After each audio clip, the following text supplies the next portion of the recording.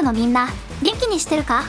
今日も私とエルサちゃんで元気に解説をやっていくわよ。さて、ついに先日、実写映画版モータルコンバットの最新作、モータルコンバット、ネクストラウンドが全米公開されたな。日本での公開日は6月5日に決まったみたいだから、私たちはもう少し待つことになるけど、すでに鑑賞したファンからは絶賛の声が次々上がってるみたいよ。そんなわけで、今回は最新映画の予習がてら、これまでに公開されたモータルコンバットの実写映画3作品の見どころを紹介していくぜ。もちろん実際にその目で見てほしいから、映画の核心部分のネタバレはしないように注意するけど、どうしても一部作品はネタバレ不可避だから、そこは多めに見てくれよな。それじゃ記念すべきモータルコンバットの実写映画第1弾は、1995年に全米で公開された。監督はポール W.S. アンダーソン。後に実写版バイオハザードを手掛けることになる監督だな。この映画はゲーム版の初代 MK と MK2 をベースに作られているわ。PG-13 指定なので残虐描写こそ控えめだけど、代わりにストーリーやアクションの方を重視した作りになっていて、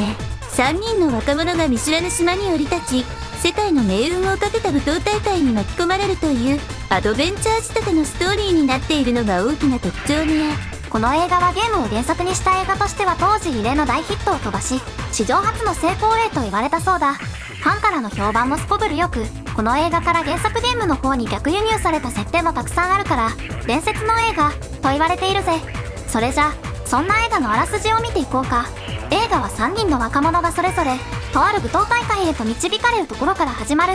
まず、故郷の光の寺院を離れてアメリカで暮らしていたリュカンのもとに、一本の知らせが届く。それは、弟のチェンが謎の男、シャンツンに殺されたというものだった。シャンツンがとある舞踏大会に出場すると知ったリュカンは、弟の仇を討つために大会に参加するぜ。一方、ハリウッドで活躍する映画俳優のジョニー・ケイジは、出演作に恵まれず、さらに巷で自分の格闘技がフェイクだという噂が流れていることに悩んでいた。そんな時、自分の格闘技の師匠であるボイド師範から、世界中のすごい格闘家が集まる舞踏大会があるらしい、という話を聞き、自分の技が本物だと証明するために大会に参加し、優勝することを決意するぜ。さらに一方、アメリカ特殊部隊中尉のソニアは、同僚のザックスと共に相棒を殺した凶悪犯、カノンの行方を追っていた。そして、舞踏大会に向かう船にカノンが乗り込むのを目撃したソニアは、ジャックスの静止を振り切って単身船に乗り込んでしまうぜ。やがて船の中で出会った3人は、シャンツンとその配下であるサブゼロ、スコーピオンと遭遇する。明らかに人間離れしたサブゼロやスコーピオンの能力を目撃した3人は、自分たちが人知を超えた何かに巻き込まれようとしていることに気づくぜ。あわや戦闘になるかと思われたその時、イカズチの神ライデンが現れて戦いを止めてくれる。そして3人はライデンから、舞踏大会についての真実を聞かされるんだ。その大会の名は、この世界には人間界の他に和解という世界が存在し、人間界を侵略しようと狙っているの。しかし神々の取り決めにより、侵略が認められるためには魔界側がモータルコンバットで10連勝しなければならないのよ。けれどなんと魔界側は現在9連勝中で、人間界側にとってはこの大会が最後のチャンスになるの。文字通り人間界の命運は3人に託されたというわけね。そして舞踏大会の会場である島に上陸した3人。そこで3人を待ち受ける敵とは、3人は強敵スコーピオンやサブゼロ、そして最後に待ち受ける怪物ゴローに勝てるのかというのが本作のあらすじだな。続いては本作で登場するキャラについて軽く紹介していくぜ。まずは主人公のリュカン。本作では、生まれ故郷の光の寺院からモータルコンバットの伝承自体は聞いていたが、その使命の重さに耐えきれず故郷を飛び出し、アメリカで暮らしていたという設定になっている。しかし、自分の代わりに大会に出ようとしていた弟が殺されてしまったことで強い罪悪感を抱えていて、悩める主人公といった感じのイメージになっているな。続いてジョニー・ケイジ。ジョニーはゲーム版と比べると若いイメージで、イケメン度がマシマシになっているな。一人だけアホみたいにたくさんの荷物を持って大会に来たり、ソニアに一目惚れしたり、時に大げさなリアクションでビビり散らかしたりなど、お調子者でノリが軽いところは原点以上に強調されていて、まさしく本作のムードメーカーになっているぜ。ちなみに吹き替え版だと一人称が僕になっていて、原語版とはまた少し違った印象になっているぞ。続いてソニア。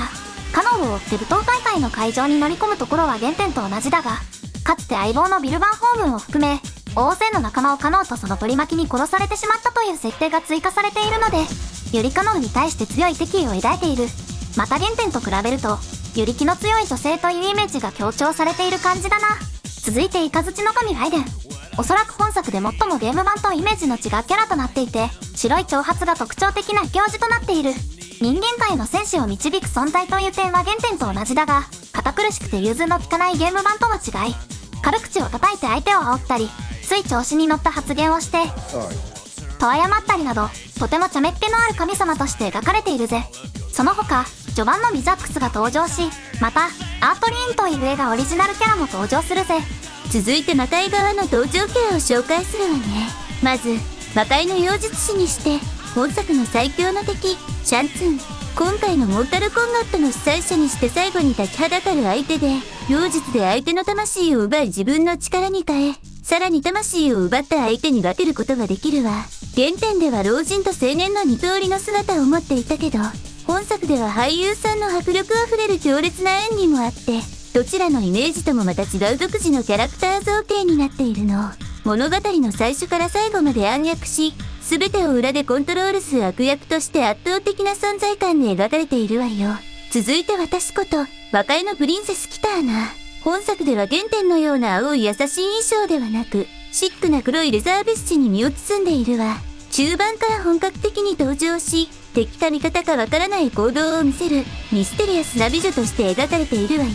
特に流艦に積極的にアプローチする私の真意は、その目で見て確かめてみてね。本作で立ちはだかる主な敵キャラクターとしては、サブゼロ、スコーピオン、カノウ、レプタイル、ゴローが登場するわ。サブゼロやスコーピオンについては、キャラクターの背景は断片的にしか語られず、シャンツンの妖術で配下に加えられたという設定になっていて、純粋な敵キャラとして登場するの。またスコーピオンの区内は、手から蛇状のクリーチャーを出す技として解釈されていて、より非人間感が増しているわね。王様、レプタイルに関しては、当時最先端の CG 技術を使って、トカゲ型のクリーチャーとして描かれている。だが映画の後半では、おっと、そこはお前らの目で実際に確かめてくれ。また、ゴロについては CG ではなく、アニマトロニクスで制作されていて、下半身に俳優が入り、上半身をロボット操作で動かしているという非常に凝った作りになっている。そのあたりも注目して見てみることだね、人間どもよ。さて、それじゃ次は本作の見どころを紹介していくぜ。その1、原作の設定を膨らませたストーリーがすごい。この映画が制作された当時、ゲームの方のモータルコンバットのストーリーは、なんか人間界と魔界っていう世界が戦ってるぐらいのざっくりしたストーリーしかなかった。そこをいい感じに補完して、モータルコンバットという言葉を初めて劇中で定義したのがこの映画になるぜ。この魔界がモータルコンバットに10連勝することで人間界の侵略が可能になるという設定は3以降のゲーム作品やメディアミックス作品にも逆輸入されていて、今ではモータルコンバットシリーズの基本設定になっているから、いかにこの映画の影響が大きかったかがわかるわね。その2、原作ゲームよりさらに個性豊かなキャラクターたち。本作では原作のキャラクターにポール監督独自の解釈が加えられた結果、本作でしか見られない強烈な個性を放つキャラクターたちが爆誕している。とりわけ、ジョニー、シャンツン、そしてライデンの3人については、一度本作を見たら忘れられないほど独特な魅力を持ったキャラになっているぜ。この映画のキャラクター解釈も原作ゲームの方に大きな影響を与えていて、例えばシャンツンの代名詞とも言えるセリフ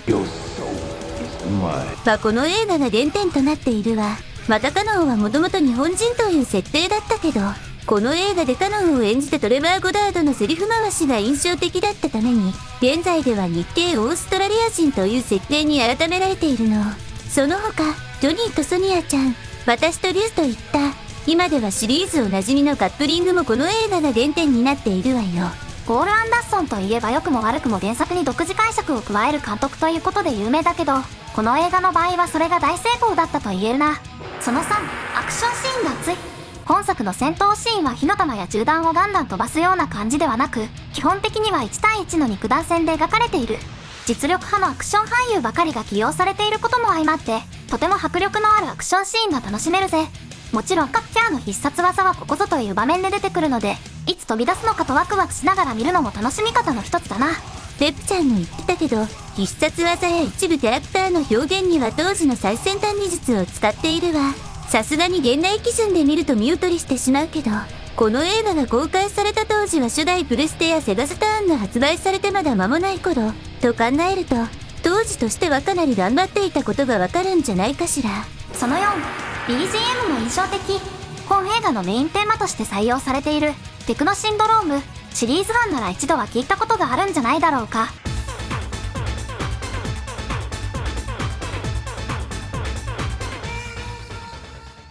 実はこの曲自体は映画用に作られた曲というわけではないんだが、本作のメインテーマに採用されたことで爆発的にヒットし、今やゲーム、映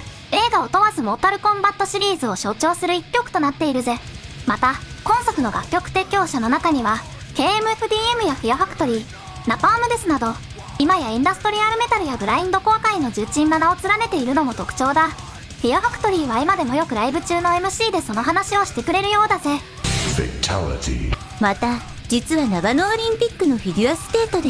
金メダリストのイリア・クーリッツ選手が本映画の最終決戦の曲に合わせてエキシビジョンの演技を披露してくれたの。Skating initially to the movie soundtrack Mortal Kombat。そんなところからもこの映画の人気の高さが伺えるわね。MK11 では本映画のキャストが実際にゲームの方のキャラクターを演じるというファンサービスもあり、30年以上経った今でもファンの心に残り続けている、まさしく伝説の映画だ。そんな本作、ぜひその目で見て楽しんでほしいぜ。続いて解説するのは、1995年版の続編として制作された、モータルコンバット、アナイアレーションだ。前作のメガヒットを受けて制作された本作は、ゲーム版の3のストーリーをベースにしている。ただ、監督をはじめ制作スタッフが軒並み変わり、俳優陣もリュカンとキターナを除いて全て交代してしまい、その他諸々の要素が重なった結果、残念ながらファンの間ではあまり評価のよろしくない出来となってしまっているぜ。そんな映画ではあるけど、極力楽しめる要素を中心に解説していきたいと思うわ。ただ、続編という位置づけない以上、どうしても前作のネタバレを含んでしまうから、ネタバレを見たくない人は次のパートまで動画を飛ばしてちょうだいね。それじゃ、まずはあらすじ。リュッカンたちの活躍により人間界はモータルコンバットで見事勝利を収め、これで人間界の平和は1世代の間保証されたはずだった。しかし、そこに現れる魔界の皇帝シャオカーン、そして遠い昔に亡くなったはずのカーンの妻にしてキターナ王女の母、シンデル。シャオカーンたちが率いる魔界の軍勢は、モータルコンバットのルールを破って人間界の侵略を始める。人間界の戦士たちは魔界軍に立ち向かうが、多勢に無勢。乱戦の末にジョニーが殺害されてしまい、リュッカンたちは敗走を余儀なくされる。正面から直接ぶつかっては勝ち目はない。そう悟ったライデンは、キターナ王女が人間界を救う鍵である、という古来よりの伝説を信じ、戦士たちに新たなミッションを与えるの。ソニアには、相棒ジャックスを探し出して彼を仲間に加えること。リュウカンには、キターナ王女を守りつつ、ナイトウルフという男を探し出し、彼の元で修行を積むことを命じるわ。そしてアイデン自身は、神々の元に赴き、シャオカーンの侵略について問いただしに行く。なぜシャオカーンは神々のルールを破ることができたのか。そして、人間界の運命やいかにというのが本作のあらすじだな。見ての通り、オリジナル要素の多かった前作と比べ、本作の全体的なストーリーはゲーム版の3のストーリーにかなり忠実となっているのが特徴だぜ。続いては本作の登場キャラの紹介だ。まず、前作に続き主人公のリュウカン。前作で見事弟の死を乗り越えてモータルコンバットに勝利したが、本作では序盤で敵にあっさりキターナ王女をさらわれてしまい、前作とはまた別の無力感に悩まされることになるぜ。果たしてリュウは今作でも自分を乗り越えることができるのか。続いてソニア。今作ではキャストが変更されたこともあり、外見的にはより原点のゲームに近いイメージになっている。前作でせっかく恋仲になったジョニーを殺されてしまい、悲しみに暮れながらもジョニーの仇を討つため魔界軍との戦いに挑むことになるぜ。前作では可能性以外目立った活躍がなかったが、今作では最初から最後までバリバリのアクションで見せてくれるぞ。続いてザックス。前作では序盤にちょこっと出演しただけだったが、今作ではがっつりメインキャラとして参戦する。どちらかというと知的で線の細い印象だった前作からガラリと印象が変わり、見てわかる通りの脳筋野郎で、愛すべきおバカという感じのキャラになっているぜ。続いて、私ことキターナ王女。本作では女王シンデルの実の娘ということで、人間界を救うための鍵として魔界軍から付け狙われてしまうわ。前作ではほぼ戦闘シーンはなかったけど、今作ではついに例の鉄線を使用してのバトルを披露するわよ。続いてイカズチの神、ライデン。キャスト変更の影響もあり前作のお茶目な一面が鳴りを潜めていて、厳格な人間界の守護者というかなり原点に寄ったイメージで描かれているわ。不老不死の肉体を捨てて竜冠たちと共に戦うという点のゲーム版と一緒だけど、本作ではそれにより外見も変わり、刈り上げヘアにノースリーブの道着姿という衝撃的な姿を披露するわ。ここまで変わっちゃうともはや誰だかわからないわね。その他味方側のキャラとして、前作サブゼロの弟、ニュッカンに試練を与える男ナイトウルフ、ニュッカンを誘惑する謎の女性ジェイドが登場するぜ。続いて魔界側の登場人物。まず、魔界の皇帝シャオカーン。原点では常にドクロの仮面をかぶり、素顔も牙や角の生えた化け物じみた容姿をしているが、本作ではほぼ人間と大差ない外見で、さらに大半のシーンで仮面をつけずに登場するので、皇帝というよりは単に、スキンヘッドの粗暴な大男という印象だ。また、今作オリジナル設定として強大な力を持った父親がいて、人間界の侵略をほぼほぼ父親にお膳立てしてもらったという設定になっている。なので父親には頭が上がらず、いろいろと調子に乗った行動をとっては父親に怒られるという、いわば親の絵を刈るドラ息子、といった感じのイメージになっているぜ。ちなみにそのシャオカーンの父親に関してだけど、本作オリジナルキャラかと思いきや、実は MT4 のラスボス、シノックということらしいわ。ただ、もちろんゲーム版ではシャオカーンとシノックに血縁関係はないし、名前も作中で一度しか呼ばれないから、普通に見てたらほぼ気づかないでしょうね。この映画の公開とほぼ同時期にアーケード版の方が稼働してるから、もしかしたらちょっとしたイースターエッグのつもりだったのかもしれないわね。続いてシャオカーンの妻にしてきた魔王女の母親、シンデル。シンデルは外見も立ち位置も原点とあまり変わらず、かつては心優しい人物だったがシャオカーンの呪術により蘇生され、邪悪な性格になってしまったという設定だ。劇中ではほぼ全編を通して邪悪な意味を浮かべており、エキセントリックな性格に描かれているのが特徴だぜ。そして、魔界軍の刺客として、非常に多くのキャラクターが登場するのが今作の特徴だ。登場するのはレイ、アーマック、モタロウ、シーバ、スモーク、スコーピオン、サイラックス、ミレーナ、バラカ、レクタイル、ヌーブサイボット、そして特に何の説明もなく登場する謎のクリーチャーだ。最後についてはまあ置いておくとして、これらの敵キャラクターの外見はかなりゲーム版に忠実となっていて、特にサイボーグ忍者のコスチュームはかなり気合の入った出来になっているわよ。まあ、実はこの多くのキャラが登場するというのが賛否両論な点になっていたりもするのだけど、そのあたりについては口述するわね。続いては本作の見どころについて紹介するぜ。その1、アクションシーンは相変わらず熱い。今作のアクションシーンも基本的に前作からの路線を受け継いでいて、かなり見応えのある出来になっている。特に、いかにも重そうなスーツを着ながらめちゃくちゃ機敏なアクションを見せるサイボーグ忍者の姿は必見だぜ。また、キャラ紹介の時も言ったが、1作目では立場上バトルシーンが少なめだったソニア、キターナ、ライデンなどががっつりバトルを見せてくれるのも本作の見せ所だな。特に後半のライデン対レプタイル戦では、ライデンのアクションシーンをスター・ウォーズのダース・モール役で有名なレイ・パークが担当していて、バリッバリに切れ味鋭いアクションを披露しているぜ。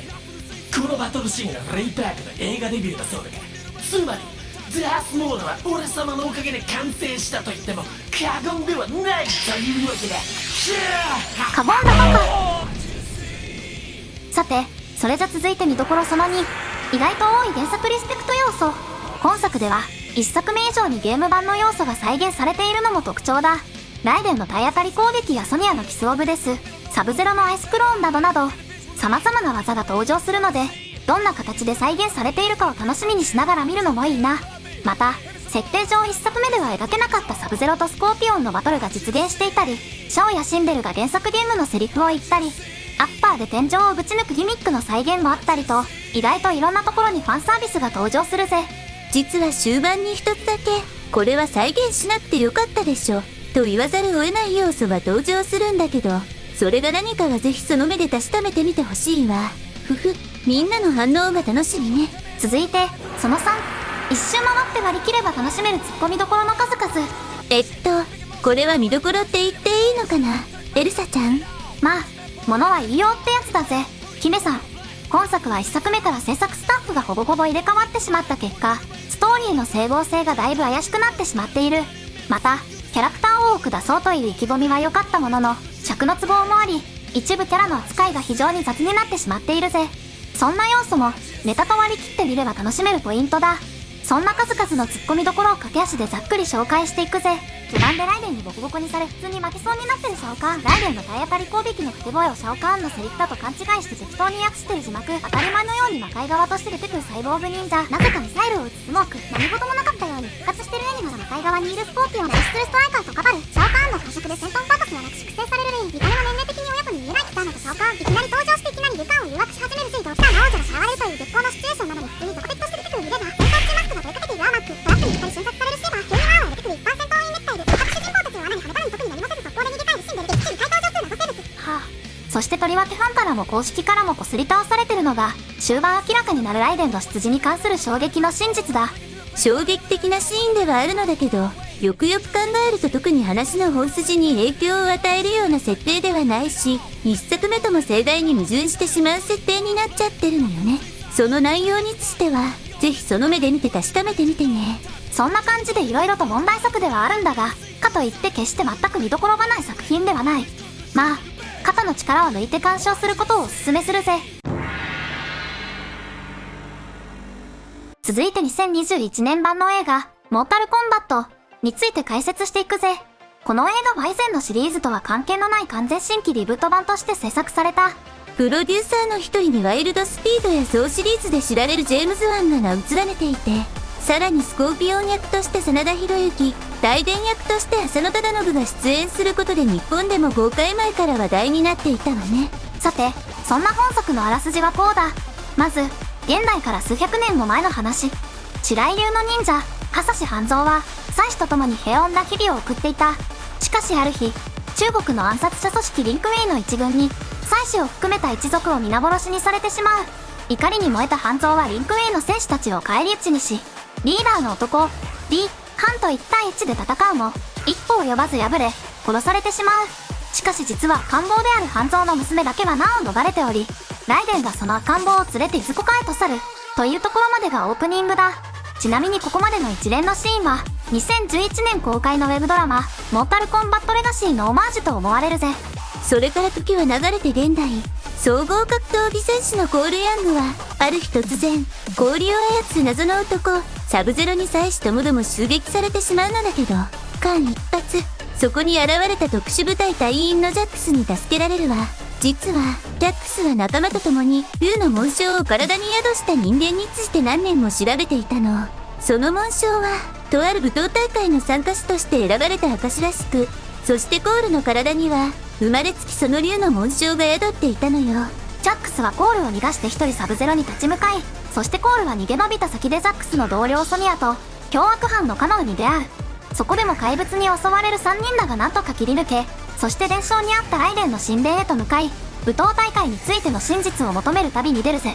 神殿ではイカズチの神ライデン、そしてライデンに仕える戦士リュウカンが待っていたわ。彼らはそこで和解という世界、そしてモータルコンバットという武闘大会について聞かされ、さらに半蔵という伝説の忍者の決闘が人間界の運命を左右するという伝承を聞かされるの。そして彼らは竜の紋章の真の力を解放するため修行することになるわ。しかし妖術師シャンツー率いる魔界の軍勢はモータルコンバットの開催前に人間界の戦士を始末してしまおうと企み、刺客を次々に送り込んでくる。果たして戦士たちは生き残ることができるのか、そして半蔵の決闘の伝承は何を意味するのかというのが本作のあらすじだな。このように本作は原作ゲームのストーリーを下地にしながらも映画オリジナルキャラのコール・ヤングを主役に据えた構成になっているのが大きな特徴となっているぜ。続いては本作の登場キャラの紹介だ。まずは主人公のコール・ヤング。総合格闘技の選手ではあるが、なかなか勝てないために人間サンドバッグという不名誉な通り名を付けられてしまっているぜ。妻と娘と共に割と平穏な生活を送っていたが、謎の男サブゼロの襲撃を受け、わけもわからないまま命を狙われることになる。そして愛する家族を守るために魔界との戦いに身を投じることになるぜ。続いてザックス。今作ではコールの体に竜の紋章が宿っていたことから彼をマックしており、サブゼロの襲撃から彼を助け出してくれる。そしてサブゼロに一人で戦いを挑むことになるが、果たして彼の運命は。続いてソニア。今作でも気の強い性格だが、旧シリーズに比べると余裕のある大人の女性というイメージがプラスされているな。ジャックスと共に竜の紋章について調べていたものの、自分自身は紋章を持っていないために悩むことになるぜ。続いてカノウ。原作ゲームと同じようにどうしようもない凶悪犯ではあるが、本作のカノンは相手の言葉にいちいち面白おかしい返答を返したり、絵がやたらうまいという謎の特技があったり、とにかく言動や行動がコミカルなのが特徴で、賑やかしキャラとしてまさかの大活躍をするぜ。続いてライデン。本作ではかなり原作ゲームよりの厳格な人物で、人間界の戦士たちにもかなり手厳しい態度をとるわ。ただ、それも相手にハッパをかけるためにわざと言っている節があって、なかなかの策士で癖のある性格の神様として描かれているわよ。続いて竜冠とクンナオ。本作では二人ともすでに竜の紋章の力を解放して超能力を得ていて、主人公たちに修行を与えて導くという役割になっているわ。竜は礼儀正しく穏やかな性格だけど、一方で闇を抱えているような様子も見せるわ。対してクンナオはやや口が悪く、突っ張っている感じのイメージになっているわね。続いてスコーピオン。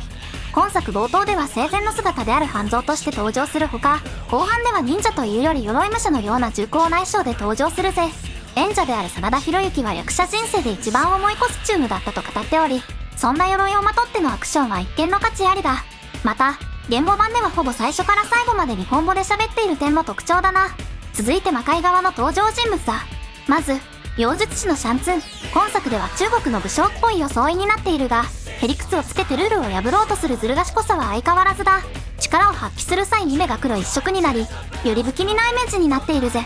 続いてサブゼロ。今作冒頭で半蔵と戦い倒した後、権威は不明だが魔界軍の一員として暗躍している。そして本作の至るところで最強の敵として立ちはだかるぜ。ということは何百年も生きていることになるから、シャンツンと何らかの契約を交わしたか、もしくはもともと魔界の出身なのかもしれないな。その他魔界側の戦士として、ミレーナ、レプタイル、ニタラ、レイコ、カバル、そしてゴローが登場するわ。これらのキャラクターについてはあまり深いバックボーンは語られなくて、単純に魔界軍の刺客として登場するわよ。キャラクター造形も、服装の違いはあれど基本的にゲーム準拠ね。ただし、レイコだけはいかにも脳筋のパワーファイターといったキャラに変更されているわ。これについては、次回作でシャオカーンを出すから差別化しようという意図もあったのかもね。ちなみに俺様レプタイルは今作でもトカゲ型クリーチャーの姿で登場し、さらに最新ゲーム版と同じサイゾスという名前で呼ばれているぜ。1995年版から技術的にも進化した俺様の活躍を刮目してみることだね、人間どもよ。続いては本作の見どころだ。その1、反待望のスコーピオン対サブゼロのバトル。今作では旧シリーズではあまりスポットの当たらなかったスコーピオンとサブゼロのライバル関係にがっつり焦点が当てられていて、これを主軸にストーリーが展開していくぜ。特に真田広之演じるスコーピオンは立ち振る舞いもアクションも全ての要素がかっこよくて、サブゼロもどこまでも主人公を追いかけるターミネーター的な存在として圧倒的な絶望感を与えてくるわよ。ゲームの方でも人気を二分する2人の戦いはシリーズファンなら必見だぜ。その2、手加減なしの過激なアクションシーン。今作では年齢指定がある15プラスとなり、原作ゲームの残虐ファイトをかなり高いレベルで再現しているのが本作の大きな特徴だ。生身のアクションはもちろん、各キャラクターを象徴する必殺技も休む間もなくバンバン飛び出すぞ。そしてみんな大好きフェイタリティも要所要所でバッチリ再現されているから、とってもスリリングなバトルが楽しめるわよ。その3、あえてオリキャラを主人公に据える度胸。今作ではリュウカンやスコーピオンではなく、あえて映画オリジナルキャラのコールヤングを主人公に据えたストーリーになっているのも大きな特徴だ。これにより、単に原作ゲームをなぞっただけではない予測不能なストーリー展開が楽しめるというわけだ。オリキャラが主人公というのは普通なら賛否が分かれそうなところだけど、コールはシリーズの他のどのキャラとも違った、絶妙に応援したくなるようなタイプのキャラなので、ファンからもおおむね好意的に受け入れられているわよ。また、映画後半ではトンファーを使用した戦闘も披露するけど、これもまたシリーズ中では非常にレアな武器のチョイスで、他のキャラとの差別化がしっかりできているわね。その4、芸が細かい、各所に散りばめられたイースターエッグ。今作ではファンならにやりとするような要素がいろんなところにさりげなく仕込まれている。例えば、コールが昔試合で倒した格闘家の名前がエリートバイアスだったり、ライデンの神殿では背景にシリーズファンならおなじみのアイテムがいくつも並んでいたりする。一度見ただけでは全部には気づけないと思うから、ぜひ何度も見返して探してみてね。というわけで今回は、これまで公開されたモータルコンバットの実写映画3作品を紹介したぜ。最新作「モータルコンバットネクストレベル」は日本では6月5日に劇場公開されるぜ。2021年版からプロデューサーや制作スタッフ、キャストがしっかりと続投しているので、その点は安心してくれ。登場キャラクターとしては前作に登場したキャラの他に、前情報で明らかになっているだけでもジョニー、シャオカーン、シンデル女王、ジェイド、バラタ、ヌーブサイボット、クアンチー、そして私ことキターナ王女が登場するみたいね。前作で死亡したキャラも再登場するみたいだけど、まあシリーズファンなら彼らが出てくる理由もおおむね想像がついちゃうわね。果たして彼らがどんな活躍を見せてくれるのか、そして今度はどんな壮絶バトルが待ち受けているのか、公開まであと2週間、楽しみに待つとしようぜ。それじゃ、今回はこの辺で、また会おうぜ。